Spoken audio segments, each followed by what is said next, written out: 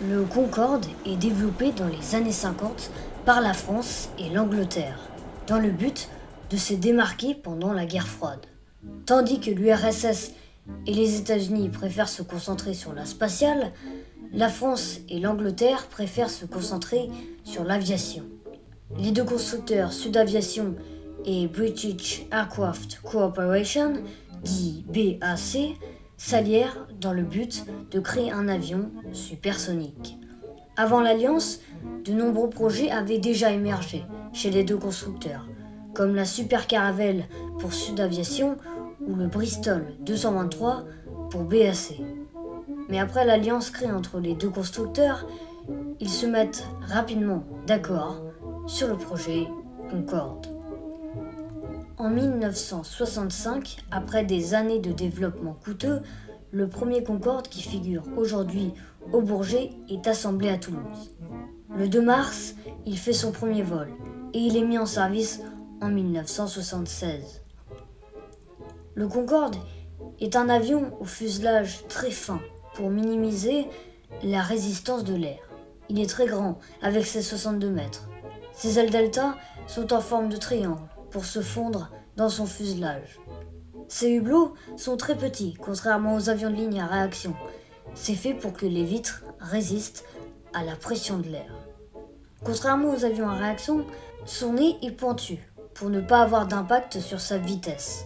Contrairement aux avions à réaction, son nez peut s'incliner. Pareil pour la visière, car les pilotes, en temps normal, ne voient pas la piste à cause du nez de l'avion, qui peut donc s'incliner pour régler le problème.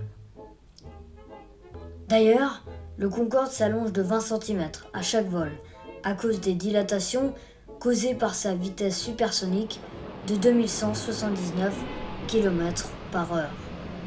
Ce bel oiseau blanc, comme il est surnommé, avait en effet plein d'atouts pour être un succès. À l'époque et encore aujourd'hui, il est à la pointe de la technologie. Un vol New York-Paris en 3h30, au lieu de 8 heures de vol d'un avion aujourd'hui. Il est fait pour concurrencer les compagnies. Le Concorde est très pratique pour les hommes d'affaires ou voyageurs fortunés. En 1986, le premier tour du monde d'un Concorde a lieu en 34 heures et 52 minutes avec la compagnie Air France. Les principales destinations du vol étaient Paris, Delhi, Bangkok, Sydney, l'île de Pâques et Rio de Janeiro, pour finir ensuite à Paris. C'est en 1995 que le Concorde battra son record en faisant le tour du monde en 31 heures et 27 minutes, un exploit encore inégalé. De nombreuses compagnies réfléchiront à commander un Concorde, comme la célèbre Pan Am, Continental Airlines ou la British Overseas Airways Corporation. Malheureusement pour le Concorde, il ne sera employé que par 4 compagnies. La Braniff International, la British Airways, Air France et Singapore Airlines. Il est le synonyme de confort, de prestige et de glamour. Il offrait à ses passagers une expérience inouïe. Mais surtout, il est loin devant ses concurrents.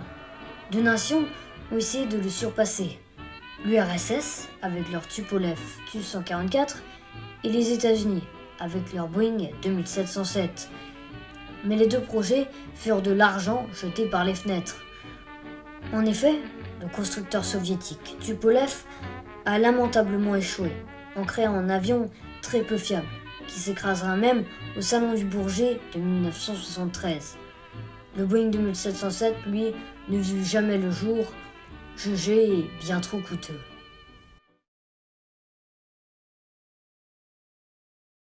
Mais alors, pourquoi le Concorde a été une catastrophe commerciale? Déjà, ses coûts de développement, ils ont coûté beaucoup trop cher. Plus le temps avançait, plus les coûts ont augmenté. On estime aujourd'hui les coûts à 5,4 milliards d'euros, tandis qu'à la même époque, les coûts du Boeing 747 étaient dans les alentours des 1 milliard. S'il n'y avait pas eu l'aide des gouvernements britanniques et français, le Concorde n'aurait alors jamais vu le jour. Ensuite, c'était un bouffeur de carburant. Un vol Paris-New York demandait pas loin des 95 tonnes de kérosène. C'est tout simplement énorme. En 1973, le monde subit sa troisième crise pétrolière. Un choc pour le monde de l'aviation. 1973, en pleine guerre du Kippour entre Israël et les pays arabes, les pays producteurs de l'OPEP décident de fermer les vannes. Et les compagnies subiront de plein fouet cette crise. Cela n'améliore rien pour le Concorde. Il y avait également le manque de capacité de passagers. Le Concorde pouvait emporter maximum 109 personnes. Et souvent, l'avion n'était pas rempli, car le billet était hors de prix. Dans les années 90, c'était près de 4 500 € l'aller simple. Et ça ne fait qu'augmenter jusqu'à 9 300 €. Et est-ce que ça valait vraiment la peine?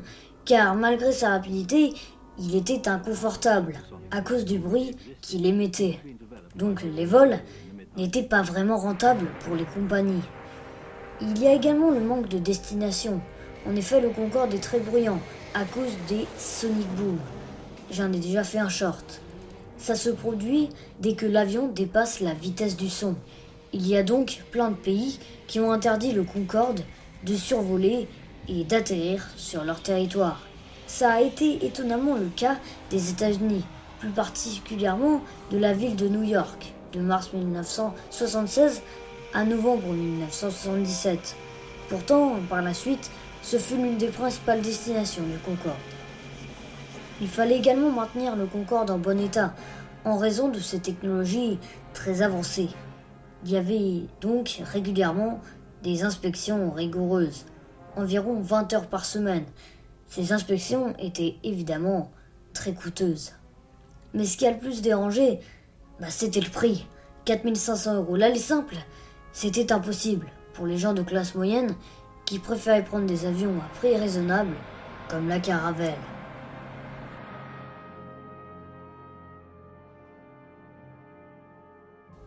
Depuis la fin des années 90, la réputation du Concorde baisse grandement à cause de tout ce que je viens de vous citer. Et tout change le 25 juillet 2000. C'est le drame. Un Concorde se crache près de l'aéroport de Roissy-Charles de Gaulle après le décollage. L'aile droite du Concorde du vol Air France 4590 avait pris feu.